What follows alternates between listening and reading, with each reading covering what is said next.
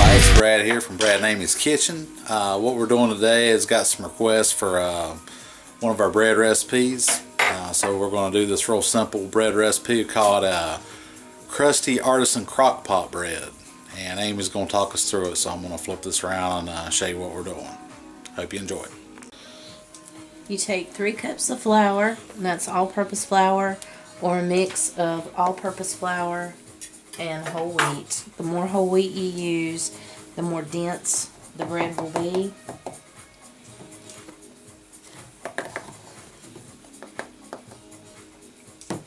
And I'm actually making 2 loaves, so I'm going to go ahead and put 3 more cups in the additional bowl. Because this bread sits and rises, you want to make sure you use a non-reactive bowl, which will be a glass or a plastic bowl. I have found that I have better luck with glass bowls than I do with plastic ones. If I do use whole wheat, I usually only use about a half a cup. Like I had said, the more whole wheat you use, the denser the bread will be. Each loaf will take just regular table salt, a teaspoon and a half.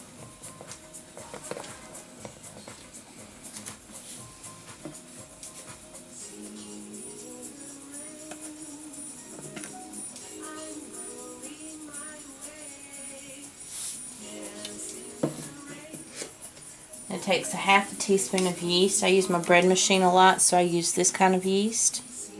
You can also use the envelopes of yeast, but again, you only need a half a teaspoon of yeast. And my teaspoon that I have is actually a 1 teaspoon, so I'm only going to use half of that. You dump that on top of everything. The original recipe was posted on the New York Times website by a bakery in New York, and it has been on the web for a while, and I've seen it, and we enjoy bread, so I have kind of added my own twist to it based on what we like.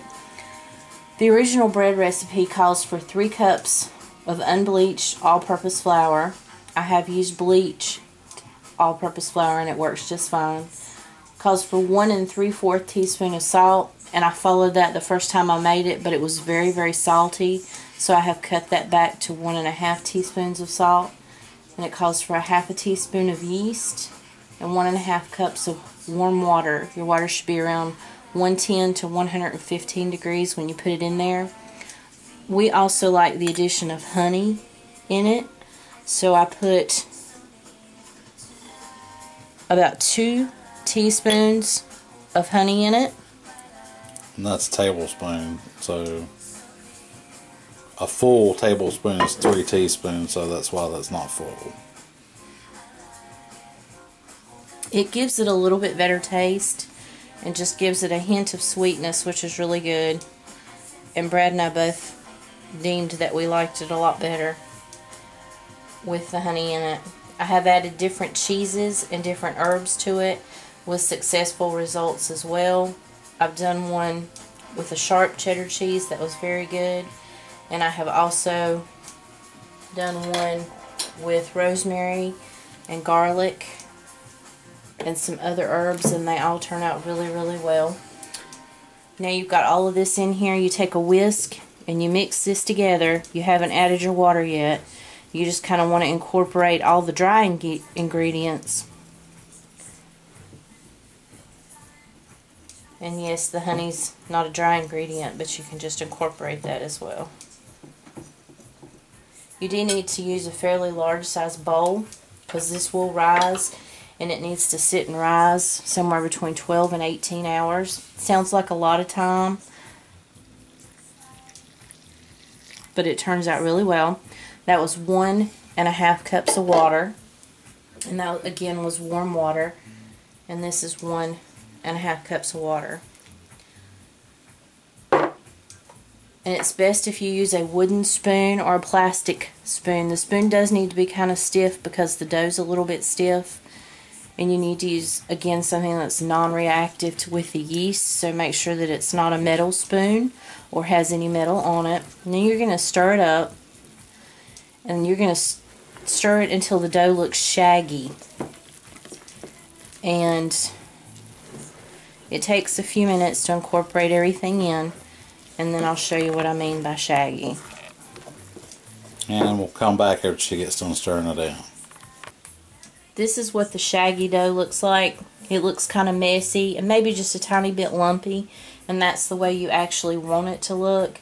If the dough looks shiny and smooth, you need to add just a little bit more flour because it's too wet. After you've got your dough all your ingredients incorporated and you've got your shaggy dough, you want to go ahead and cover the top of your bowl with plastic wrap or saran wrap.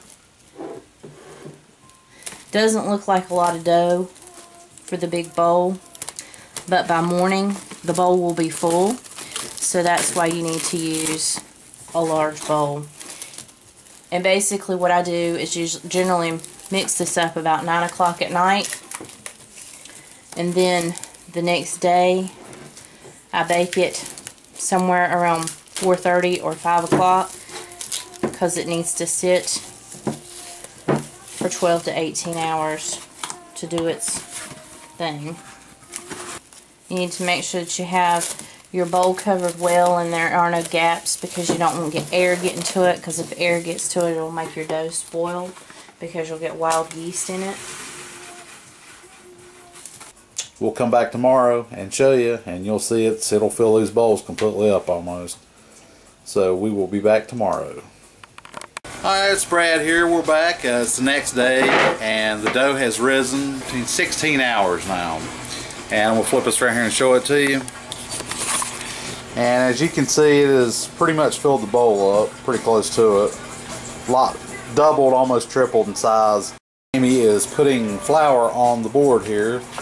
You want to talk us through what's going on here? I will. We're going to let this go through a really short second rise. So what I'm doing is flouring my boards that I'm going to put it on, just so it can not stick to anything, because the dough is going to be really wet. And you don't use a ton of flour, but you want enough so that it's not going to stick. It does make a little bit of mess. You want to flour your hands. Keep your flour nearby because you may need it, because the dough, once you get done with it, should not be real wet. We're going to take the plastic wrap off, which does have condensation on it, and you'll notice that when you go to use it. And then what you're going to do is just kind of help the dough come out. It's really sticky, as you can see. That's normal. We're going to take it out. And get as much of it as we can out of the bowl. You'll have some that will remain, and that's fine. We floured that one side, so I'm going to get a little bit more flour, and I'm going to flour the top now. And I'm just going to kind of work that in. And like I said, it's still going to be kind of a wet, sticky dough. And you'll think this is not going to work, because that's what I thought the first time I made it. But it actually does work. And you just kind of want to roll it over just a little bit so you have a fairly round shape. Doesn't have to be perfect. And then we're going to cover it with saran wrap. And you don't want to use your old saran wrap because it's got condensation on it. Exactly. And what we're going to do is just let this rest, basically, for about 15 or 20 minutes. And what I've done right before I got the bread out of the bowl, I turned the oven on to 450 degrees. And yeah, you did hear me right, 450 degrees. And I have the stone crock pot insert from our small 3.5 quart crock pot heating in the oven as the oven comes to temperature. It's actually not in there yet, so need to put it in there, because you want your crock to heat up with the oven. Don't heat your oven and then put your crock in, or you'll crack it. You have to let the crock come to temperature with the oven, or like Brad said, it will crack. So we're just going to move that one to the side, and we haven't done anything to it other than just cover it with the saran wrap, and we're just going to let it rise. It won't rise a whole lot, but it will rise a little bit. which is fine.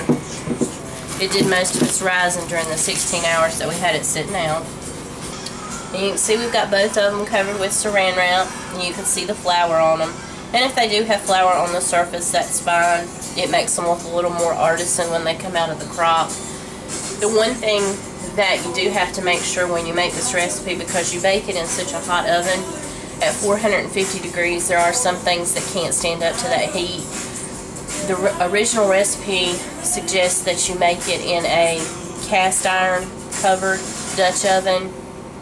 I don't have one of those, so I use the ceramic or the stone crock pot insert from the 3.5 quart that we have.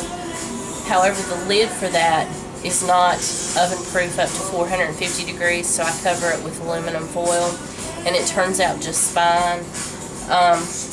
I've tried using a stainless steel Dutch oven that I have, and the bread did not turn out as good. So I think the stone crock from the crock pot does the best job, and hopefully one day we'll get a cast iron skillet or a cast iron Dutch oven and be able to try that out too. But for now, the crock works just fine.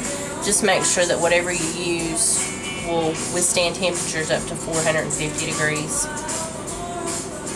And we're just going to wait for the oven to heat and the crock to heat, and when it gets to that temperature, we'll come back and show you what to do with the rest of it.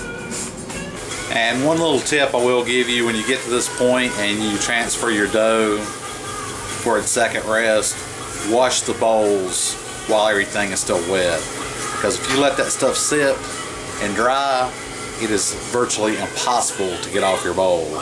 It sets up like cement. So rinse it off with hot water and then wash it while it's still wet. And it's a pain to get off them, but if you let it dry, you're going to be hating it. Okay, our crock's heated and our oven's heated to 450 degrees. So we're going to peel the saran wrap or plastic wrap off of the bread. And we're going to take and dump this into the crock, which is not that easy. I basically just kind of let it slide, and it doesn't always cooperate real good, so it doesn't have to be beautiful. I just kind of let it fall in there, and as it bakes, it will form this beautiful little round loaf, and you'll go, wow, I didn't think that would come out like that. And we're going to take and cover it with foil. Be careful with the crock because it's 450 degrees. And you want to seal it as good as you can.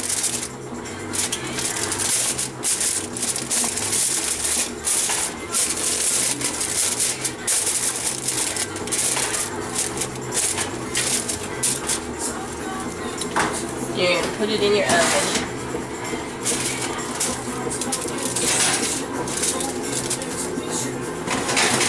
You're going to let it bake for somewhere between 25 and 30 minutes. It usually takes about 26 minutes in our oven. And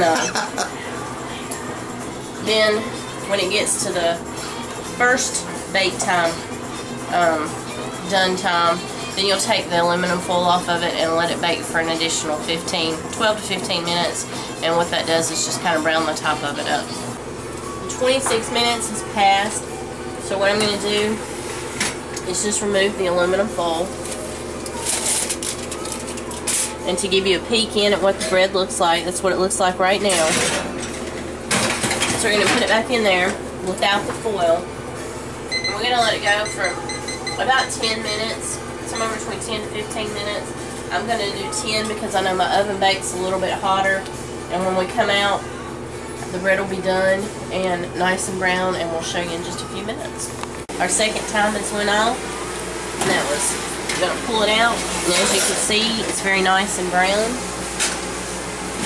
going to close my oven back up because I'm baking another loaf.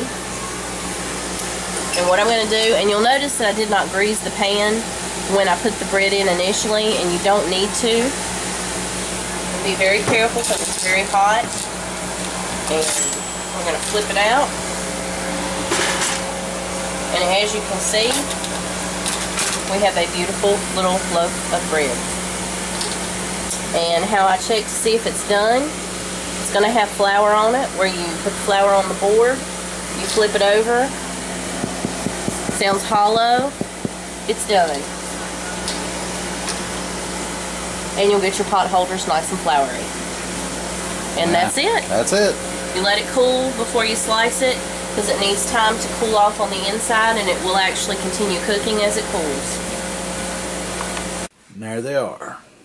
What we'll do is we'll just eat one of them fresh and then freeze the other one, and then when the other one looks like it's about gone, we'll pull that one out of the freezer and just let it sit overnight and thaw out and then start on it. Anyway, that is our Crusty Artisan crock pot bread. So I hope you enjoy it. Give us some feedback. Let me know what you think if you try it out. Cheers.